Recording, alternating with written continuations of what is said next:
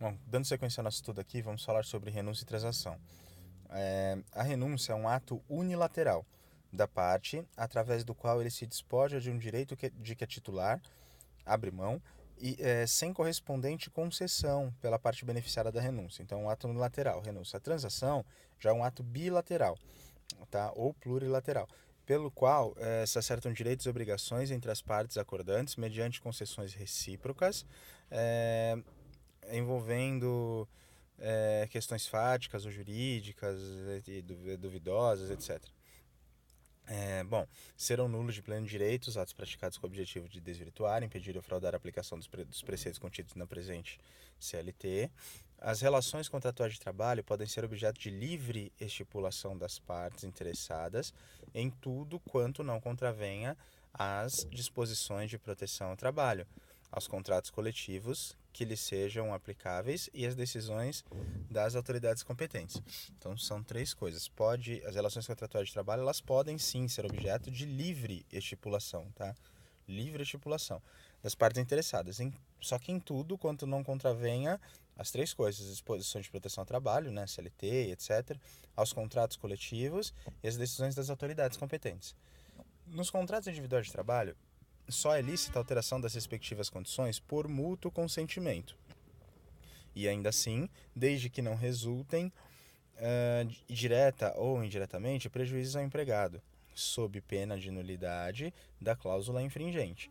Não é tudo que vai ser nulo, é só aquela cláusula infringente, tá?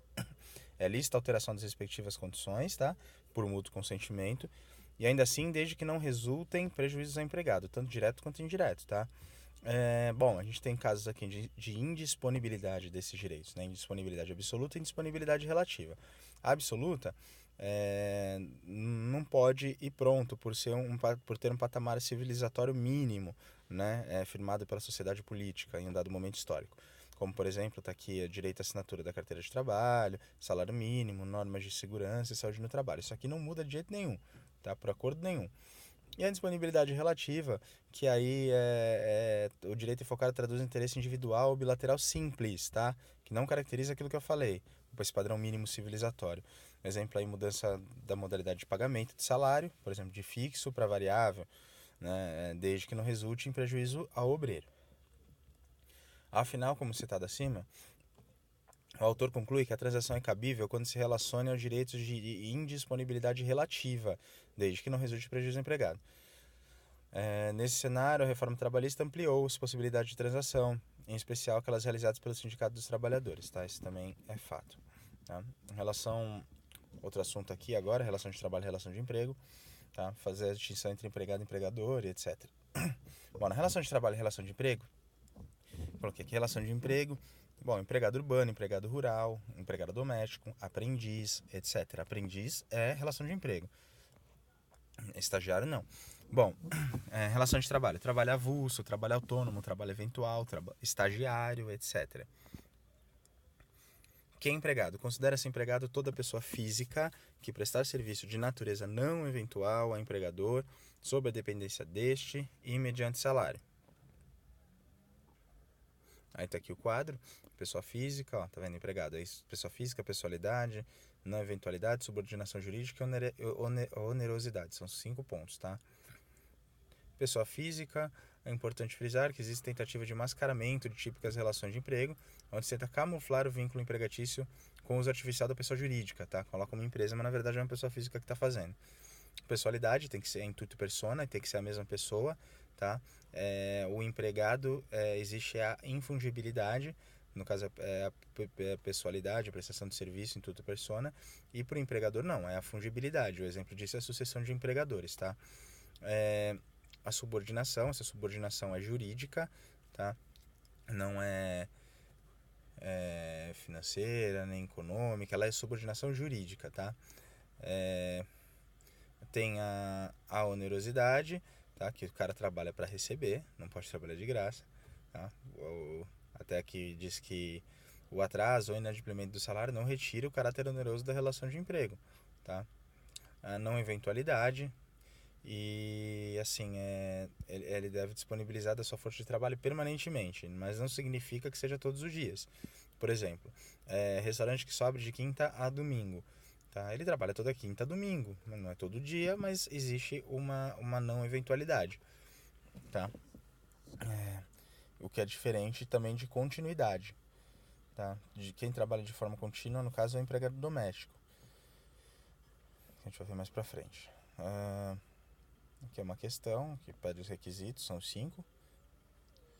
Aqui tem 4 no caso, né? Mas nesse contexto, nota-se que que não se exige exclusividade na prestação de serviço.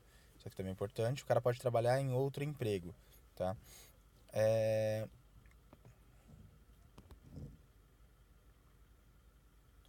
O trabalho de jornada, o trabalho em jornada menor que a legal, ou então em poucos dias da semana, não desconstitui a permanência, que é a prestação laboral permanente ao longo do tempo, com ânimo definitivo, que foi o que a gente viu. A alteridade. A alteridade como se fosse uma sexta característica, né, mas que tem muito a ver também com o empregador. Porque o empregador ele assume o risco do negócio. Considera-se empregador a pessoa individual ou coletiva que, assumindo os riscos da atividade econômica, admite, assalaria e dirige a prestação pessoal de serviço. A figura jurídica do empregado. Considera-se empregado toda pessoa física que presta serviço de natureza não eventual ao empregador sob dependência deste mediante salário. Não se distingue entre trabalho realizado no estabelecimento do empregador, o executado no domicílio do empregado e o realizado à distância, desde que estejam caracterizados os pressupostos da relação de emprego. Os meios telemáticos informatizados de comando, controle e supervisão se equiparam para fins de subordinação jurídica aos meios pessoais e diretos de comando, controle e supervisão de trabalho alheio. Tá? Bom, e os autoempregados? Quem são? Autoempregados são gerentes, tá? Que não basta apenas ser gerente, né? Mas nesse caso não vai se aplicar a duração do trabalho. Não são abrangidos pelo regime previsto, né? Que é a duração do trabalho. Quem? Os gerentes, assim considerados exercentes de cargo de gestão, as quais se equiparam para efeito do disposto nesse artigo, os diretores e chefes de departamento ou filial. São comparados também aos gerentes. Mas tem uma outra questão. Não basta só ser gerente. O regime previsto nesse capítulo será aplicável aos empregados, ou seja, aí sim vai se aplicar, né, a duração do trabalho, aos empregados desse inciso 2, quando o salário de cargo de confiança, compreendendo a gratificação de função, se houver, for inferior ao valor do respectivo salário efetivo acrescido de 40%. Então, se o salário for o salário mais somando tudo que ele ganha com a função com a gratificação do cargo de confiança e tal, e der o salário dele mais 39%, por exemplo, aí ele faz parte da jornada da duração do trabalho. Tá? Ele tem que ter pelo menos 40%. Se for inferior a 40%, ele entra na duração do trabalho. Deve haver poder de gestão, seja gerente, e padrão salarial diferenciado, são duas coisas. Ao empregador é vedado transferir o empregado sem a sua anuência para a localidade diversa da que resultar do contrato. Não estando compreendidos na proibição desse artigo, os empregados que exerçam cargo de confiança. Olha só, então, os outros empregados, o pessoal que exerce cargo de confiança, está fora disso aqui, tá? Eles podem ser transferidos. As disposições desse artigo, duração de trabalho dos bancários agora, tá? É o mesmo caso lá, só que não é 40%, é 1/3. As relações contratuais de trabalho podem ser objeto de livre estipulação das partes interessadas em tudo quanto não contravenha às disposições de proteção ao trabalho, aos contratos coletivos que lhes sejam aplicáveis e às decisões das autoridades competentes. A gente já leu isso. A livre estipulação a que se refere o caput desse artigo aplica-se às hipóteses previstas no artigo 611. Dessa mesma consolidação, né, que no caso trata da prevalência do negociado sobre o legislado, com a mesma eficácia legal e preponderância sobre os instrumentos coletivos. A livre estipulação ela tem a mesma eficácia legal e preponderância sobre os instrumentos coletivos. No caso de empregado portador de diploma de nível superior, tá, e que perceba um salário mensal igual ou superior a 2 vezes o limite máximo dos benefícios do regime geral de previdência social. Então, lendo de novo, a livre estipulação, tá? Que no caso a maioria é feita tudo com sindicato, né? Nesse caso aqui, a prevalência do negociado sobre o legislado tem a mesma eficácia e preponderância de um instrumento coletivo, que é feito pelo sindicato. Nesse caso, ele pode fazer sozinho, tá? Quem pode fazer sozinho? Que tipo de empregado? O empregado, portador de diploma de nível superior, que perceba salário mensal igual ou superior a 2 vezes o limite máximo da Previdência. Bom, empregado rural. Quem é o empregado rural? O empregado rural é enquadrado nessa condição de acordo com seu empregador, ser ou não considerado como empregador rural. Então, o empregador é muito importante, ele tem que ser rural. Empregado rural é toda pessoa física que, em propriedade rural ou prédio rústico, tá, presta serviço de natureza não eventual ao empregador rural, sob a dependência deste e mediante salário. Considera-se empregador rural para os efeitos dessa lei, o empregador agora, pessoa física ou jurídica, pode ser os dois, proprietário ou não, que explora atividade agroeconômica em caráter permanente ou temporário, diretamente ou através de prepostos e com auxílio de empregados. Inclui-se na atividade econômica referida no caput desse artigo, além da exploração industrial em estabelecimento agrário, não compreendido na CLT, a exploração do turismo rural ancilar à exploração agroeconômica. Desse modo, além dos pressupostos característicos da relação de emprego urbana, né, pessoa física, pessoalidade, generosidade, não eventualidade de subordinação, a identificação do rurícola depende também de haver aqui trabalho em propriedade rural, prédio rústico, empregado rural, né? O empregado rural aí abre as duas vertentes aqui, o trabalho em propriedade rural, prédio rústico e o trabalho prestado a empregador rural, além de todas as características já do empregado urbano. As relações de trabalho rural são reguladas por essa lei e no que ela não colidirem, pelas normas da CLT, tá? Então, as relações de trabalho rural são reguladas por essa lei e as que não colidirem pelas normas da CLT. São direitos dos trabalhadores urbanos e rurais, além de outros que visam a melhoria de sua condição. Quer dizer que no artigo 7º também, tudo que está elencado para o urbano também está elencado para o rural, tá? No artigo 7º da Constituição. Aqui, o empregado doméstico agora, conforme a citada lei, é considerado empregado doméstico aquele que presta serviço de natureza contínua e de finalidade não lucrativa, tá? A pessoa ou a família no âmbito residencial destas. Tem que ser pessoa ou família, não pode ser empresa. Enquanto no vínculo empregatício urbano e rural falamos em não eventualidade, aqui tem lugar a continuidade.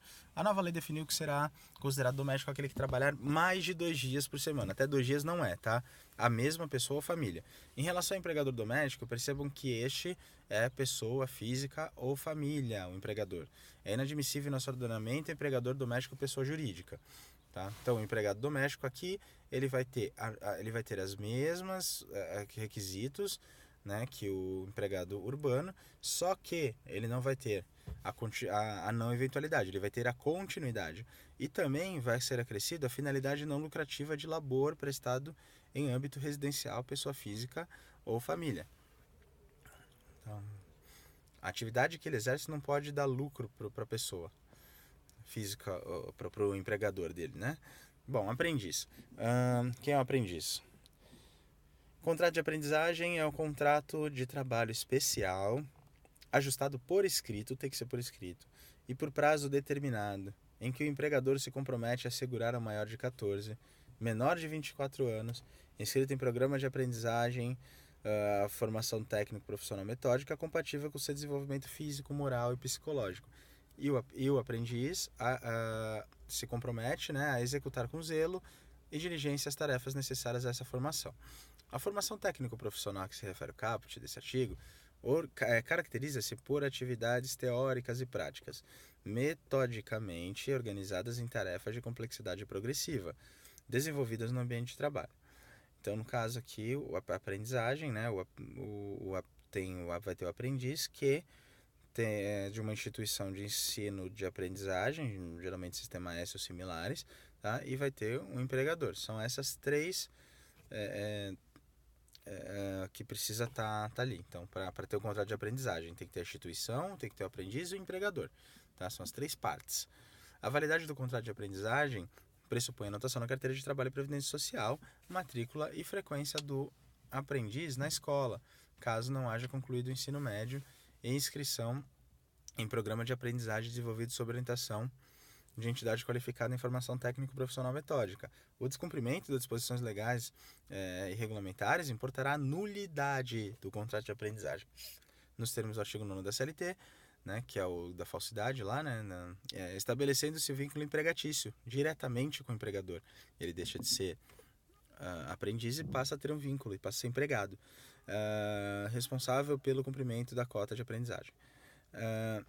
Serão nulo de pleno direito, tá? Isso a gente já leu. O contrato de aprendizagem não poderá ser estipulado por mais de 2 anos. Não pode ser estipulado por mais de 2 anos. Exceto quando se tratar de aprendiz portador de deficiência. Não pode ser por mais de 2 anos a aprendizagem, exceto quando se tratar de aprendiz portador de deficiência.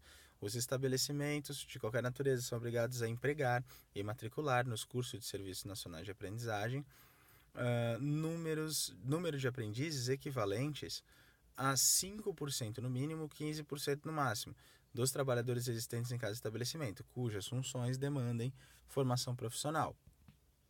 No cálculo da percentagem de que trata o caput desse artigo, 5 a 15%, as frações de unidade darão lugar à admissão de um aprendiz.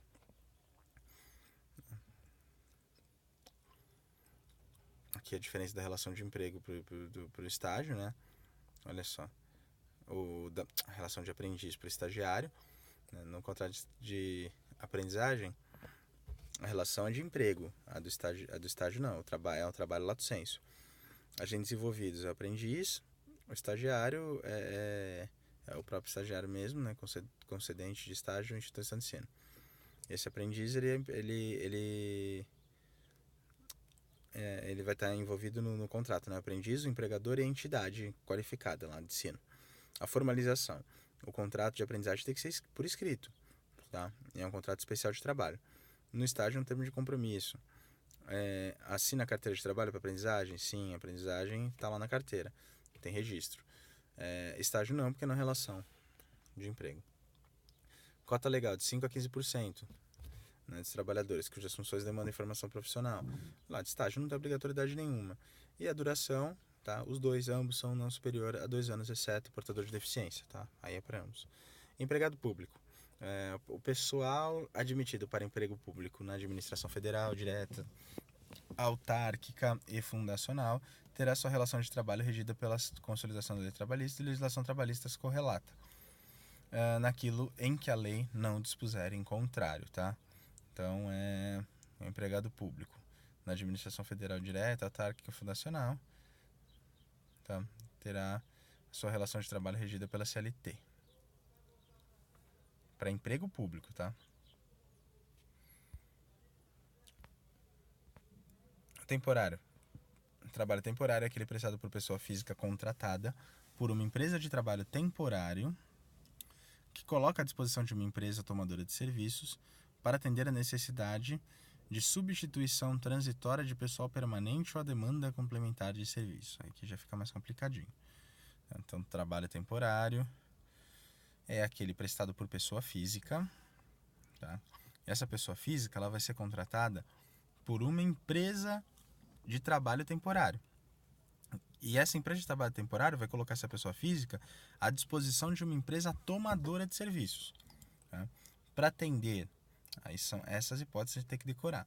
A necessidade de substituição transitória de pessoal permanente, é uma substituição transitória desse pessoal permanente, ou a demanda complementar de serviço, uma demanda complementar de serviço.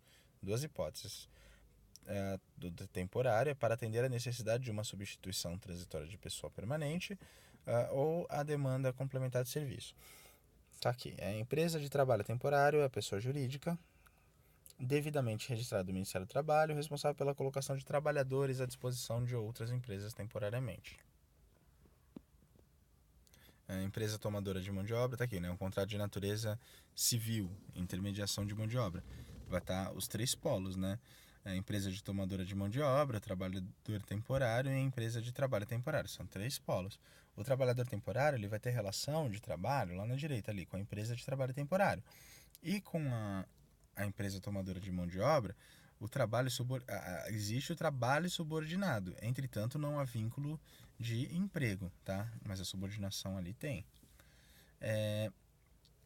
o artigo 10 aqui da lei, o contrato de trabalho temporário com relação ao mesmo empregador não poderá exceder ao prazo de 180 dias, tá? 180 dias, não pode exceder, consecutivos ou não. O contrato de trabalho temporário com relação ao mesmo empregador, o contrato de trabalho temporário com relação ao mesmo empregador não pode exceder ao prazo de 180 dias, consecutivos ou não. Pode também não ser consecutivos. Olha só, interessante isso aqui, hein? Mas não pode exceder o prazo de 180 dias esse contrato. Será nula de pleno direito de qualquer cláusula de reserva. Não pode ter qualquer cláusula de reserva, proibindo a contratação do trabalhador pela empresa tomadora ou cliente ao fim do prazo em que tenha sido colocado à sua disposição pela empresa de trabalho temporário. Então, é nula de pleno direito qualquer cláusula de reserva, tá? Tem uma cláusula, a empresa que contrata, a empresa de trabalho temporário, não pode fazer uma cláusula de reserva proibindo a contratação do trabalhador pela empresa tomadora, tá? Ou, no caso, o cliente dela, né, dessa empresa, ao fim do prazo em que tenha sido colocado à sua disposição pela empresa de trabalho temporário. Se foi 6 meses, por exemplo, passou 6 meses, não pode ter uma cláusula de reserva de que a outra empresa não pode contratar, né? A figura jurídica do empregador. Considera-se empregador, empresa individual ou coletiva que, assumindo os riscos da atividade econômica, admite, assalaria e dirige a prestação pessoal de serviços. Então, quem é empregador? A empresa individual ou coletiva que, assumindo os riscos da atividade econômica, admite, assalaria e dirige a prestação pessoal de serviço. Ele assume risco, tá? Alteridade. Equiparam-se ao empregador, para os efeitos exclusivos da relação de emprego, os profissionais liberais, as instituições de beneficência, as associações recreativas ou outras instituições sem fins lucrativos, que admitirem trabalhadores como empregados. Tá? Então, são equiparados aqui. Os profissionais liberais, as instituições de beneficência, as associações recreativas ou outras instituições sem fins lucrativos que admitirem trabalhadores como empregados. Tá? Sempre que uma ou mais empresas, tendo embora cada uma delas personalidade jurídica própria, estiverem sob a direção, controle ou administração de outra, ou ainda quando, mesmo guardando cada uma de sua autonomia, integram grupo econômico, serão responsáveis solidariamente pelas obrigações decorrentes da relação de emprego, tá? Então aqui trata de responsabilidade solidária, tá? Aqueles que são várias empresas, cada uma tem sua personalidade jurídica, tá? Porém elas estão sob direção, controle e administração de outra, tá? Ou ainda quando elas têm sua autonomia, tá? Porém elas integram um grupo econômico. Nesse caso existe responsabilidade solidária, tá? E o microempreendedor individual, quem é? O microempreendedor individual, né, que é o MEI, poderá optar pelo recolhimento dos impostos e contribuições abrangidos pelo Simples Nacional em valores fixos mensais, independentemente da receita bruta por ele aferida no mês, na forma prevista nesse artigo. Para os efeitos dessa lei, considera-se MEI o empresário individual que tenha oferido receita bruta no ano, tá? É anual isso aqui, de até R$60 mil, tá? Ou no caso aqui agora mudou, né? A partir de 2018 é 81 mil, tá? Esquece 60 mil, passou para 81 mil. Optante pelo Simples Nacional e que não esteja impedido de optar pela sistêmica prevista nesse artigo. Então o MEI é 81 mil, tá? Anual. Pois bem, o MEI que pese não ter sócios e nem ser considerado empresa, foi autorizado por lei a possuir um empregado. Um empregado pode ter, que recebe exclusivamente um salário mínimo ou piso salarial da categoria profissional. Então, pode ter um empregado. O salário maternidade devido à trabalhadora avulsa e à empregada do microempreendedor individual será pago diretamente pela Previdência Social. tá? Salário maternidade do meio é pago pela Previdência Social. Então, grupo econômico. Sempre que uma ou mais empresas, tendo embora cada uma delas personalidade jurídica própria, estiverem sob a direção, controle e administração de outra, ou ainda quando mesmo guardando cada uma de sua autonomia, integrem grupo econômico, serão responsáveis solidariamente pelas obrigações decorrentes da relação de emprego. Não caracteriza grupo econômico a mera identidade de sócios, sendo necessárias para a configuração do grupo a demonstração do interesse integrado, a efetiva a comunhão de interesses e a atuação conjunta das empresas dele integrantes. A mera identidade de sócio, por si só, não caracteriza grupo econômico.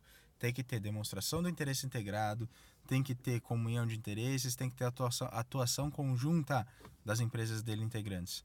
Tá? Tem que ter relação mesmo, não apenas a mera identidade de sócios. Não basta o cara ser dono também. Tem que ter, para ser grupo econômico, tem que demonstrar tudo isso. Tem que ter interesse, serviço integrado. A partir da reforma trabalhista, o legislador deixa claro que não basta a mera identidade de sócio para o surgimento do grupo econômico. É isso aí que a gente falou agora. São as 3 coisas. E a sucessão de empregadores? É possível, é lícito, tá? Qualquer alteração na estrutura jurídica da empresa não afetará os direitos adquiridos por seus empregados. A mudança na propriedade ou na estrutura jurídica da empresa não afetará os contratos de trabalho dos respectivos empregados. Além disso, a doutrina também considera como requisito da sucessão trabalhista a continuidade da atividade empresarial. Então, ou seja, a gente entende que a atividade empresarial vai continuar. Assim, estamos diante de sucessão empresarial quando o estabelecimento da empresa sejam transferidos e continuem a funcionar. Caracterizada a sucessão empresarial ou de empregadores previstas nos artigos 10 e 450 da CLT, as obrigações trabalhistas, inclusive as contraídas à época em que os empregados trabalhavam para empresas sucedidas, são de responsabilidade do sucessor. A empresa sucedida responderá solidariamente, tá? Com a sucessora quando ficar comprovada a fraude na transferência. Então, se ficar comprovada a fraude na transferência, a empresa sucedida, tá? A sucedida, que foi sucedida, responderá solidariamente com a sucessora quando ficar comprovada a fraude na transferência. Sucessão típica é responsabilidade exclusiva do sucessor. Tá? Se der tudo certo lá, a responsabilidade é exclusiva do sucessor. Sucessão com fraude comprovada. Haverá a corresponsabilização da empresa sucedida da seguinte forma: sucessores sucedidos são responsáveis solidários, são o que a gente falou ali em cima. O empregado não poderá recusar-se a prestar serviços ao sucessor. Então o empregado também não pode falar que não vai prestar serviço ao sucessor porque não gosta dele, né? O tempo de serviço será computado na mudança, inclusive prefeito de indenização e férias. Será desnecessária a elaboração de novo registro de empregado, exceto se houver alteração na razão social da empresa, quando será preciso fazer a anotação na carteira de trabalho do empregado na ficha do registro da respectiva mudança. Aí sim, se mudar totalmente, CNPJ, não mudar nome, da razão social da empresa, aí sim. E não apenas o empregador, né? Restrições à sucessão de empregadores. A lei de falências, recuperação judicial, dispôs que no caso de falência não incidirá a sucessão de empregadores. Se faliu, não tem sucessão de empregadores. O objetivo da alienação estará livre de qualquer ônus e não haverá sucessão do arrematante nas obrigações do devedor, inclusive a de natureza tributária, as derivadas da legislação do trabalho e as decorrentes de acidente de trabalho. Empregados do devedor contratados pelo arrematante serão admitidos mediante novos contratos de trabalho. Tá? A pessoa que arrematou novos contratos de trabalho. E o arrematante não responde por obrigações decorrentes do contrato anterior. Nesse caso, a empresa faliu, tá? Alguém foi lá, arrematou, aí não existe a sucessão, então também não existe... Nesse caso, ele não precisa... Se continuar com o empregado, é um novo contrato. Nada do que foi feito anteriormente vale. No caso de falência. Não se aplica o disposto nesse capítulo, né, sobre a recuperação extrajudicial, a titulares de crédito de natureza tributária, derivados da legislação de trabalho ou decorrente de acidente de trabalho. O sucessor não responde solidariamente por débitos trabalhistas de empresa não adquirida. integrante do mesmo grupo econômico da empresa sucedida, quando, à época, a empresa devedora direta era solvente ou idônea economicamente, ressalvada a hipótese de má-fé ou fraude na sucessão. Então, nesse caso, foi comprada uma empresa integrante de um mesmo grupo econômico, tá? Só que nesse caso, o sucessor, nesse caso específico aqui, o sucessor não vai responder solidariamente pelos débitos trabalhistas da empresa que não foi adquirida daquele grupo econômico, tá? Mas aí, nesse caso, é quando na época, tá? A empresa devedora direta era solvente ou idônea economicamente, tá? Salvo se teve má fé aí ou fraude na sucessão. Responsabilidade do sócio. Isso aqui também é coisa nova, importante. O sócio retirante, ele vai responder subsidiariamente pelas obrigações trabalhistas da sociedade relativas ao período em que configurou como sócio, tá? Somente a responsabilidade daquele período. Somente em ações ajuizadas até 2 anos depois de averbada a modificação do contrato. Tá? Então, ele vai responder, o cara saiu, ele é sócio retirante, ele não é mais sócio, ele vai responder subsidiariamente, não solidariamente, ele vai responder subsidiariamente pelas obrigações trabalhistas da sociedade relativas ao período em que ele figurou como sócio. Somente em ações ajuizadas até 2 anos depois de averbada a modificação do contrato. Observada a seguinte ordem de preferência. Então, primeiro vai ser a empresa devedora, tá? A primeira empresa. Depois, os sócios atuais. E, por último, os sócios retirantes. Nada mais justo, né? Primeiro você vai usar os bens da empresa devedora, você vai executar os bens da empresa devedora, depois dos sócios atuais e, por último, dos sócios retirantes.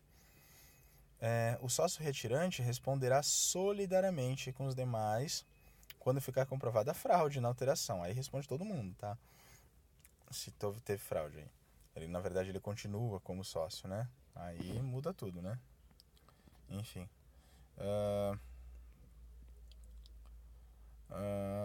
Portanto, a respeito da responsabilidade do sócio retirante, podemos concluir o seguinte. É exatamente isso. Retirada típica, tudo certinho. Responsabilidade subsidiária até 2 anos da averbação da sua retirada. Retirada com fraude comprovada. Responsabilidades sociais solidária com os sócios atuais. Tá? É isso aí.